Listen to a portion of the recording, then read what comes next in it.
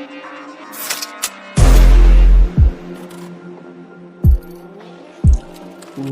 Back to one and only 100% success YouTube channel.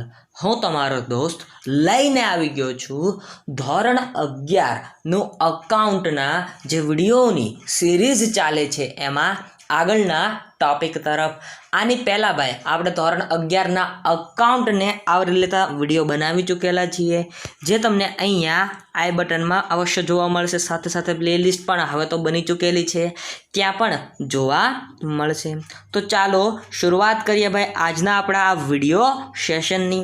પહેલો જ પ્રશ્ન છે કંઈક કે માલિક ધંધામાં મૂડી લાવે ત્યારે.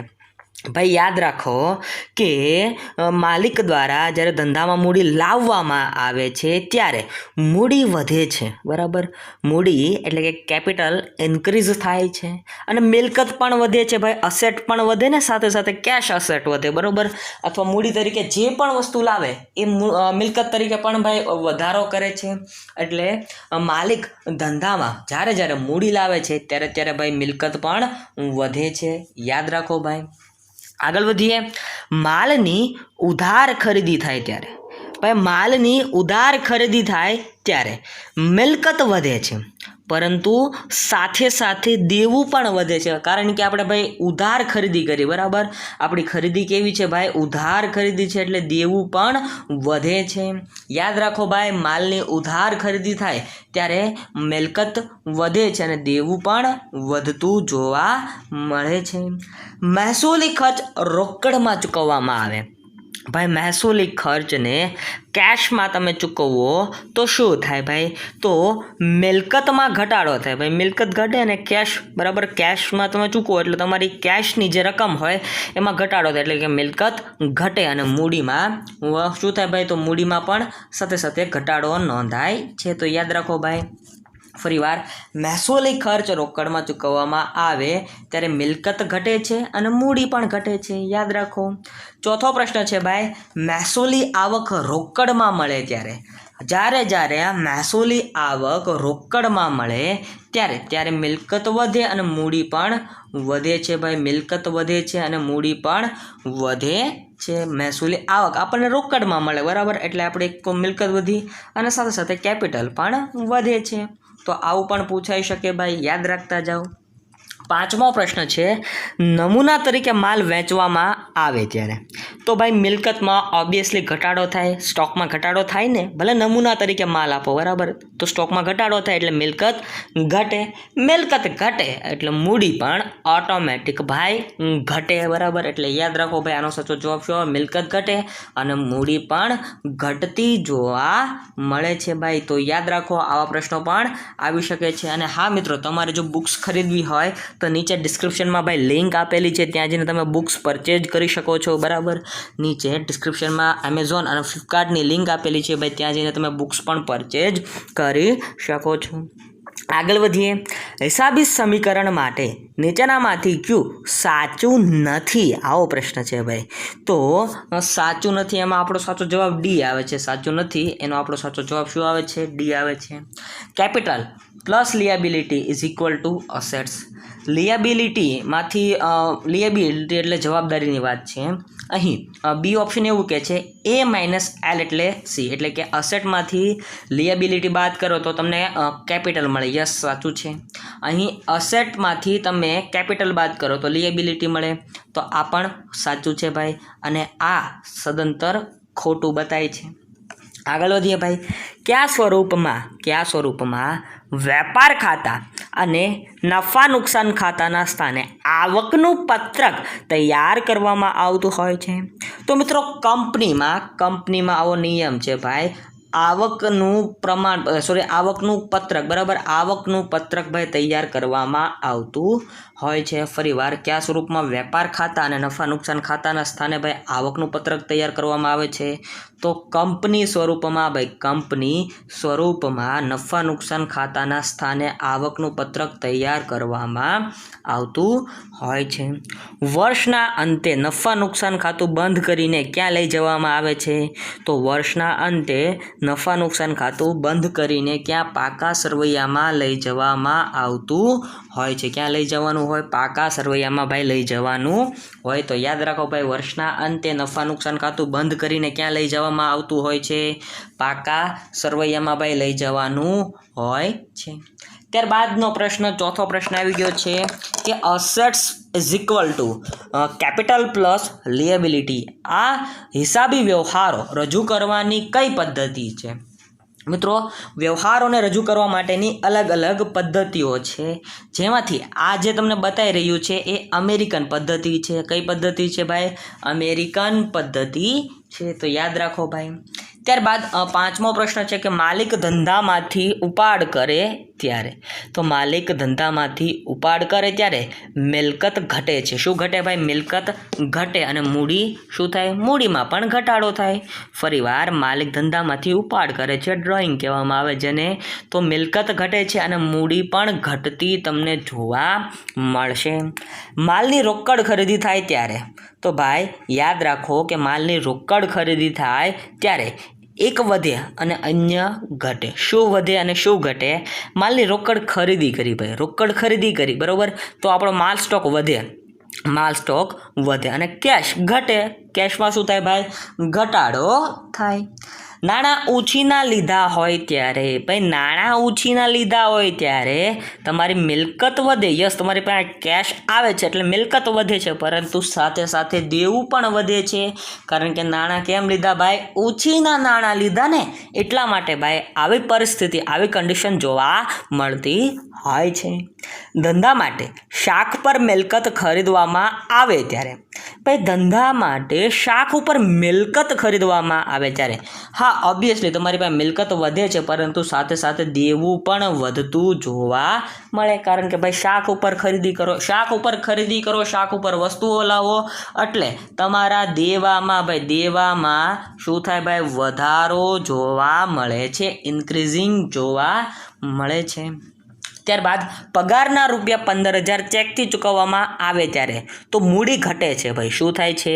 પગારના રૂપિયા 15,000 ચેકથી ચૂકવવામાં આવે ત્યારે મૂડી ઘટે અને મિલકત શું થાય? મિલકત પણ ઘટે છે ભાઈ. કારણ કે ચેકથી ચૂકવ્યા, બરાબર. ચેકથી ચૂકવ્યા તો બેંકમાં ભાઈ પૈસા એટલા ઓછા થશે, એટલે મિલકત ઘટી, સાથે સાથે તમારી મૂડી પણ ઘટી. તો આ રીતે ભાઈ બધું સંકળાયેલું હોય છે.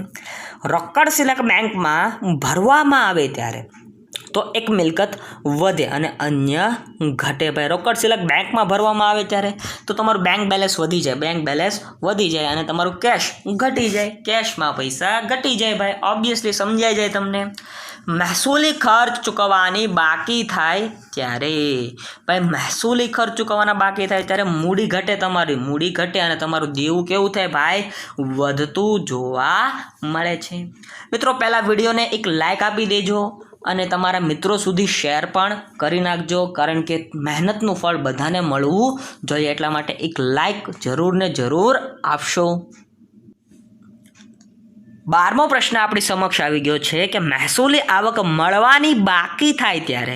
તો યાદ રાખો, મહેસૂલી આવક મળવાની બાકી થાય ત્યારે મિલકત વધે છે. શું થાય છે ભાઈ? મિલકત વધે છે અને મૂડી પણ શું થાય છે? વધે છે. કારણ કે મળવાની બાકી આવક છે એટલે મિલકતમાં વધારો થાય અને મૂડીમાં પણ વધારો જોવા મળે છે ભાઈ. યાદ રાખો, આવો પ્રશ્ન આવી શકે. 13મો પ્રશ્ન છે કે મૂડી ખર્ચ રોકડમાં થાય ત્યારે, અથવા તમને આવી રીતે પણ પૂછી શકે કે મિલકત રોકડેથી ખરીદવામાં આવે ત્યારે તો તમારી મિલકત વધશે. યસ, તમે રાઈટ છો, મિલકત તમારી વધવાની જ છે અને અન્ય ઘટે. અન્ય શું ઘટે ભાઈ? તો કેશ તમારી ઘટે કે નહીં ભાઈ? બરાબર. તમારી મિલકત ઘટે, મિલકત વધે તો અન્ય તમારી કેશ ઘટે કે નહીં? એક પ્રકારે તમારી મિલકતમાં ઘટાડો થાય, બરાબર. અને આમ જોઈએ તો એ મૂડીમાં ઘટાડો અહીં નોંધેલો હોવો જોઈએ ભાઈ. આગળ વધીએ. મિલકતનું રોકડમાં વેચાણ કરવામાં આવે ત્યારે ભાઈ યાદ રાખો કે જ્યારે મિલકતનું રોકડમાં વેચાણ કરવામાં આવે ત્યારે એક મિલકત વધે અને અન્ય ઘટે. આ એનો સાચો જવાબ ઠરે છે. ધંધામાં માલની અન્ય રીતે જાવક ત્યારે શું થાય? તો ઓબ્વિયસલી ભાઈ મિલકત ઘટે છે અને મૂડી પણ શું થાય છે? મૂડીમાં પણ ઘટાડો નોંધાય છે. ત્યારબાદનો પ્રશ્ન છે કે ઉધાર ખરીદીની નોંધ ખાલી જગ્યામાં થાય. તો યાદ રાખો, ઉધાર ખરીદીની નોંધ કરવા માટે જ આપણે ખરીદ નોંધ નામનું એક પેટા નોંધ બનાવીએ છીએ. શું બનાવીએ છીએ ભાઈ? ખરીદ નોંધ નામની એક પેટા નોંધ તૈયાર કરવામાં આવે છે. તમારી સમક્ષ ભાઈ આન્સર છે જ મિલકતની ઉધાર ખરીદીની નોંધ ખાસ આમ નોંધમાં થાય છે. શેમાં થાય ભાઈ? ખાસ આમ નોંધ બનાવવામાં આવતી હોય છે ઉધાર ખરીદીની નોંધ, અને એ પણ શેની ભાઈ? મિલકતની ખરીદીની. બરાબર, એને કાંઈ ખરીદ નોંધમાં નોંધવામાં ન આવે, રોકડમાં પણ ન આવે, દેવી મૂડીમાં પણ ન આવે. ખાસ આમ નોંધ ભાઈ લખાતી જોવા મળે. શેમાં? મિલકતની ઉધાર ખરીદીની નોંધમાં. તો યાદ રાખજો ભાઈ, માલની રોકડ ખરીદીની નોંધ ખાલી જગ્યામાં થાય છે. તો માલની રોકડ ખરીદીની નોંધ રોકડ મેળમાં થાય છે. શેમાં થાય ભાઈ? રોકડ મેળમાં ભાઈ થતી જોવા મળે છે. માલની રોકડ ખરીદીની નોંધ શેમાં થાય છે ભાઈ? કેશ મેળ. આમ તો એમ કહીએ કે બરાબર, કેશ સ્ટેટમેન્ટ ભાઈ રોકડ મેળમાં જોવા મળે છે.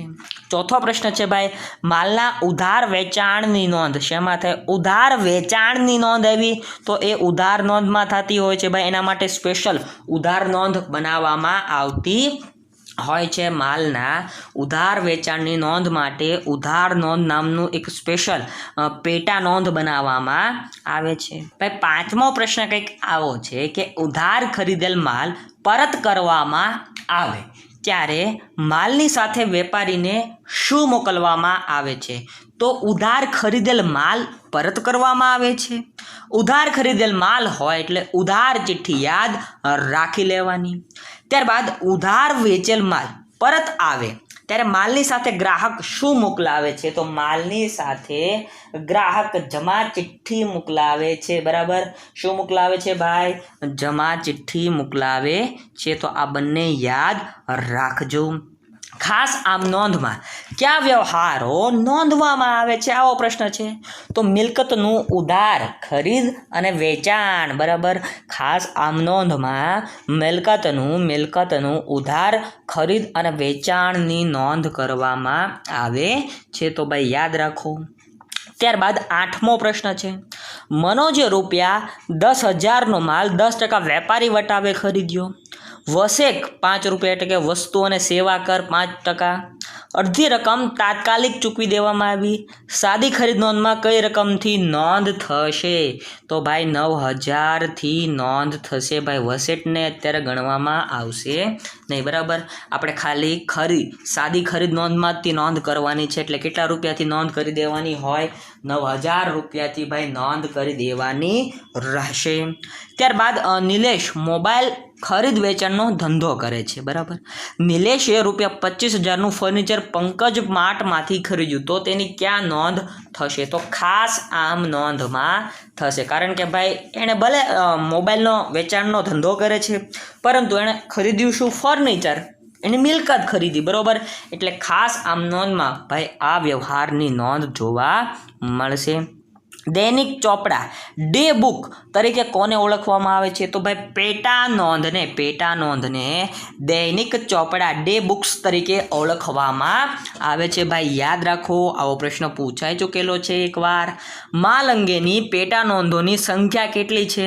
તો ભાઈ માલ અંગેની પેટા નોંધો 4 બને. કેટલી બને? 4 પ્રકારની ખાલી માલ અંગેની જ પેટા નોંધો બને છે. કેટલી ભાઈ? 4 પેટા નોંધો એની બને છે.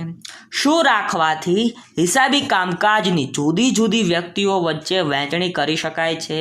તો પેટા નોંધ રાખવાથી ભાઈ હિસાબી કામકાજની જુદી જુદી વ્યક્તિઓ વચ્ચે શું કરી શકાય? વહેંચણી કરી શકાય છે. ખરીદ નોંધ બીજા કયા નામે ઓળખાય છે? તો ખરીદ નોંધ જમા નોંધના નામે ઓળખાય છે. ભાઈ ખરીદ નોંધનું બીજું નામ શું છે ભાઈ? જમા નોંધ એ ખરીદ નોંધનું બીજું નામ છે. વેચાણ નોંધ બીજા કયા નામે ઓળખાય? તો વેચાણ નોંધ બીજા કયા નામે ઓળખાય છે ભાઈ? તો ઉધાર નોંધના નામે ઓળખાય છે. બરાબર, યાદ રાખો ભાઈ. ખરીદ નોંધ બીજા કયા નામે ઓળખાય? તો જમા નોંધ. વેચાણ નોંધ બીજા કયા નામે ઓળખાય? તો ઉધાર નોંધ. ખાનાવાળી ખરીદ નોંધના કેટલા પ્રકાર છે? તો ખાનાવાળી ખરીદ નોંધના કેટલા પ્રકાર છે? 2 પ્રકાર છે ભાઈ. કેટલા પ્રકાર છે? 2 પ્રકાર છે. ખાનાવાળી ખરીદ નોંધના કેટલા પ્રકાર પડે છે? 2 પ્રકાર પડે છે. ₹5000નો માલ ખરીદ્યો, કઈ પેટા નોંધમાં નોંધ થશે? તો ભાઈ યાદ રાખો, ₹5000નો માલ ખરીદ્યો છે. યસ, તો આની નોંધ ક્યાં થશે ભાઈ? રોકડ મેળમાં થઈ જશે. કાંઈ તમને કીધું છે વ્યવહારમાં કે કેશ છે, ઉધાર છે, એવું કાંઈ નથી કીધું. એટલે આપણે એને રોકડ વ્યવહાર સમજી લેવાનો હોય. એટલે આની નોંધ કઈ થઈ જાય? રોકડ મેળમાં. એટલે રોકડ મેળ નામની એક પેટા નોંધ આવે, એમાં એની નોંધ થઈ જતી જોવા મળે છે. કાપડના વેપારી વિનુએ ₹3000નું ફર્નિચર ચીનુને વેચ્યું, કઈ પેટા નોંધમાં નોંધ થશે? તો ખાસ આમ નોંધમાં થશે. કારણ કે ભાઈ વેચ્યું શું? ફર્નિચર વેચ્યું ને, બરાબર, ફર્નિચર વેચ્યું એટલા માટે. જુદા જુદા ગ્રાહકો પાસેથી મળેલ હુંડીની નોંધ ક્યાં થશે? તો લેણી હુંડીમાં. ભાઈ જુદા જુદા ગ્રાહકો પાસેથી મળેલ હુંડીની નોંધ ક્યાં થશે? લેણી હુંડીમાં આ હુંડીની નોંધ થશે. ગ્રાહક માલ પરત કરે ત્યારે કઈ પેટા નોંધમાં નોંધાશે? તો માલ પરત જમા નોંધમાં. ભાઈ માલ પરત જમા નોંધમાં આ ગ્રાહક માલ પરત કરે ત્યારે તેની નોંધ થશે માલ પરત જમા નોંધમાં. માલ પરત ઉધાર નોંધમાં કયા વ્યવહારો નોંધાય? તો ઉધાર ખરીદી માલ પરતના, બરાબર, ઉધાર ખરીદ માલ પરતના જે વ્યવહારો હોય એ શેમાં? માલ પરત ઉધાર નોંધમાં નોંધ કરવામાં આવશે. ખરીદ નોંધના કેટલા પ્રકાર છે? તો ખરીદ નોંધના 2 પ્રકાર છે, 2 ટાઈપ્સ છે. ખરીદ નોંધ પરનું નોંધનું બીજું નામ શું છે? ખરીદ પરત નોંધનું બીજું નામ તો માલ પરત ઉધાર નોંધ. ખરીદ પરતનું એવું નામ પૂછાય, બીજું નામ તો માલ પરત ઉધાર નોંધ એ ખરીદ પરત નોંધનું બીજું નામ છે. 14મો પ્રશ્ન છે, જ્યારે ઉધાર ખરીદેલ માલનું ભરતિયું વધુ રકમનું મળે ત્યારે કઈ ચિઠ્ઠી લખીને મોકલવામાં આવે છે? તો ત્યારે ઉધાર ચિઠ્ઠી લખીને મોકલી દેવામાં આવતી હોય છે. વેચાણ પરત નોંધનો અગત્યનો દસ્તાવેજ એટલે જમા ચિઠ્ઠી. એટલે શું ભાઈ? એટલે જમા ચિઠ્ઠી. માલ પરત ઉધાર એટલે ખરીદ માલ પરત. એટલે શું? ખરીદ માલ પરત. નમૂના તરીકે ₹700નો માલ મળ્યો, આ નોંધ ક્યાં થશે? તો આની કંઈ નોંધ થશે નહીં. આપણને નમૂના તરીકે ભાઈ માલ મળેલો છે એટલે એની નોંધ કંઈ કરી શકશું નહીં. હા, એની વેચણી કરીએ તો કંઈક નોંધ થાય, પરંતુ નમૂના તરીકે મળેલ માલની નોંધ થશે નહીં. ધંધામાં થતા એક સરખા પ્રકારના વ્યવહારો નોંધવા માટે તૈયાર કરવામાં આવતા વિવિધ ચોપડા એટલે શું? તો એટલે જ પેટા નોંધ. ભાઈ આ પેટા નોંધની વ્યાખ્યા આપેલી છે, ડેફિનેશન આપેલી છે. ખાનાવાળી વેચાણ નોંધના કેટલા પ્રકાર પાડવામાં આવે છે? તો ખાનાવાળી વેચાણ નોંધના કેટલા ભાઈ? 2 પ્રકાર, 2 ટાઈપ્સ પાડવામાં આવે છે. શું રાખવાથી દરેક પ્રકારના વ્યવહાર નોંધવાની જવાબદારી અમુક ચોક્કસ વ્યક્તિને સોંપી શકાય છે? તો પેટા નોંધ રાખવાથી ભાઈ અમુક ચોક્કસ પ્રકારની જવાબદારી વ્યક્તિઓને સોંપી શકાતી હોય છે. મળેલ જમા ચિઠ્ઠીને આધારે કોનું ખાતું ઉધાર કરવામાં આવે છે? તો વેપારીઓનું ખાતું ઉધાર કરવામાં આવેલ છે. જેના કારણે મળેલ જમા ચિઠ્ઠીના આધારે ભાઈ આ જે ખાતું છે એ ઉધાર કરવામાં આવે છે. તો મિત્રો, આવા ને આવા વિડીયોઝ જોવા માટે અમારી ચેનલને સબસ્ક્રાઈબ કરીને રાખો. બાકી ફરી મળીશ નવા વિડીયોમાં. ત્યાં સુધી રજા લઉં. જય હિન્દ, જય ભારત, વંદે માતરમ. તમારો ખૂબ ખૂબ આભાર. Thank you so much.